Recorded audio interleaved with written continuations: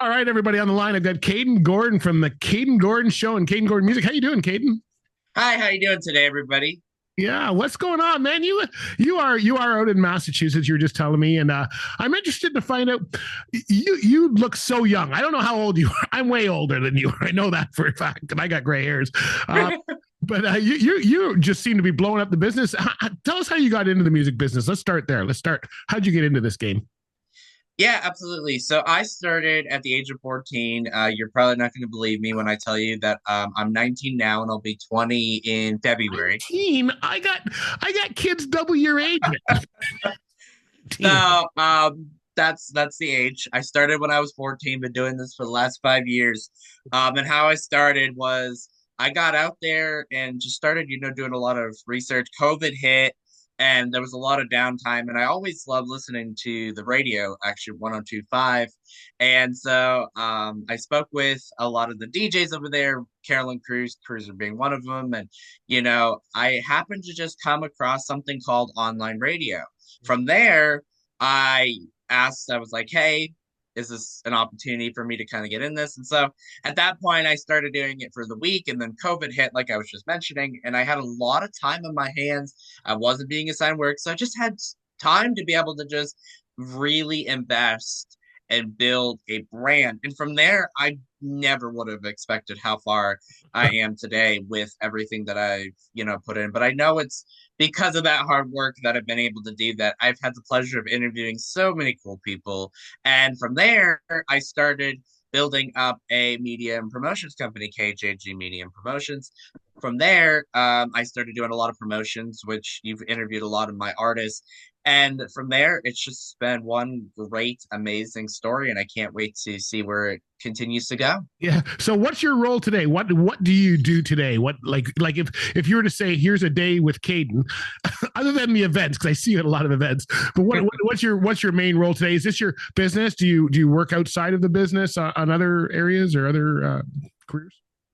Right now, my main role is, I guess, within the media. I'm doing a lot of artist management. I work with a bunch of artists, Mission Road, Beth Holly, a bunch of them, but I also do a variety of different things. Honestly, I'm very highly involved in many avenues of the music industry. I'm starting to learn how to songwrite. I'm doing some vocal lessons, so I'm learning to sing Okay. myself. So I'm diving myself, even though people told me I couldn't, I'm going to do it anyway. But I'm diving myself into different niches of the industry. So I'm not really, but my main focus right now is between my syndicated show that's on over 200 stations and doing radio distribution to over 7,000 stations. Your station here at Lead Pedal Radio being one of Yeah, yeah. Thank you for that. Yeah, you're good at filling inboxes. I got to say, I think mail promotion is your thing for sure.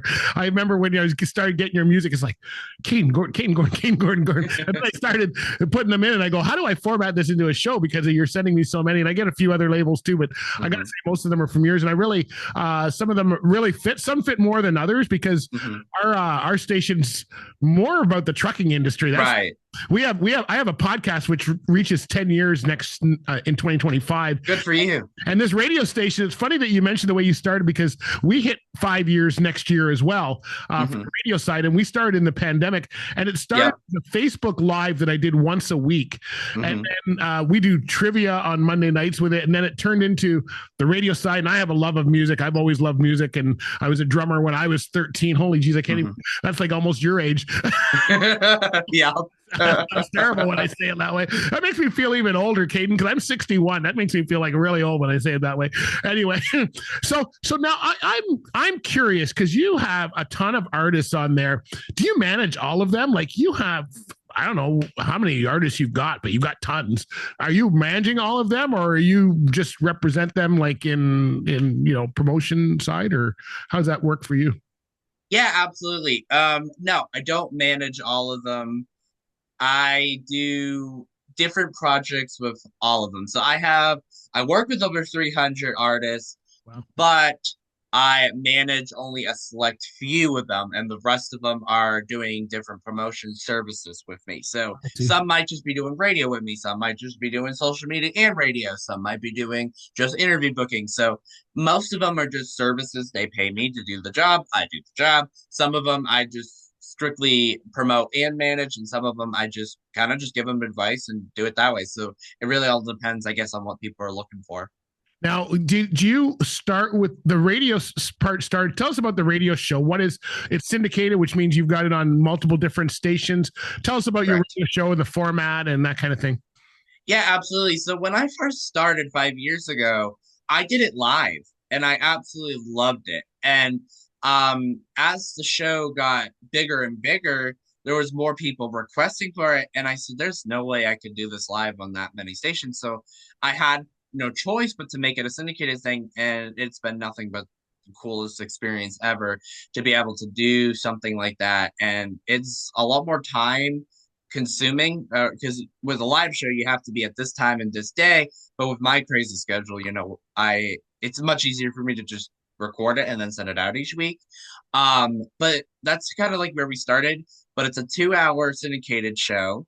Yeah. We're on, like I mentioned, over 200 stations all over the world. You here in the United States, you can't Canada, United Kingdom, Australia, New Zealand, South Africa, Paris, France. So it's just crazy on how many people have picked it up the show and how many people like the show.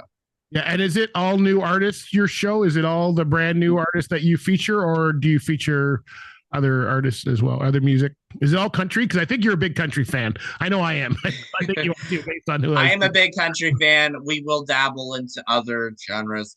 Because originally when I first started, I did mainly like I didn't even know what an independent artist was when I first started. At the age of 14, you don't really know. And then like God, I remember my show being on the station, they reached out to me and they're like, "Hey, can we play this?" I'm like, "I'm an indie artist," and I'm looking at them, what? And the heck is an indie artist? And Yeah. so I did a lot of research and just really fell in love with hearing independent music. And I honestly, I stopped really listening to like the mainstream because it's so fascinating to see how much independent music that is out there. Yeah, yeah, it's really great. I find the same thing. I love just helping the artists. Our station actually started as one of those 24-hour stations, kind of like what you've got going. Yep.